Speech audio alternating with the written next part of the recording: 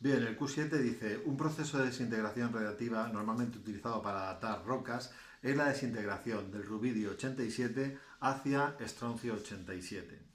¿Qué tipo de desintegración ha tenido lugar? Escribe la ecuación de desintegración igualada de este proceso, ¿vale? Entonces, como dato, me han dicho que yo tengo dos sustancias. Una es el rubidio 87, que es el que inicia esta reacción, y luego se desintegra dando lugar a una cosa que es el estroncio 87 también.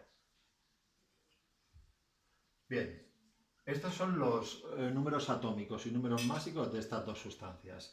Estos ejercicios de ecuaciones radiactivas son súper sencillos, ¿vale? Porque sabéis que la única cosa que tenéis que hacer, y os lo digo siempre, es cuadrar el balance de la carga y cuadrar el balance de la masa, ¿sí?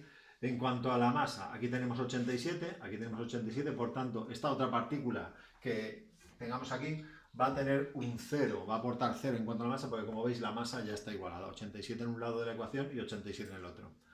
¿Qué es lo que pasa en relación a la carga? Este tiene 37 y este tiene 38, lo cual significa que aquí, para igualar, aquí tiene que haber un menos 1, ¿sí? Por tanto, ¿cuál es la partícula que tiene menos 1 en relación a la carga y tiene 0 en relación a la masa? Pues es un electrón. Por tanto, la ecuación se completa de esta manera. Es un electrón lo que estamos proyectando, ¿sí? Vale, para completarla del todo, sabéis que luego está el tema del antineutrino. El antineutrino es como la ortografía, ¿vale? Lo tenemos que poner aunque no afecta aquí nada, ¿vale? Pues el antineutrino lo ponemos también. Ahora la ecuación ya está completa del todo.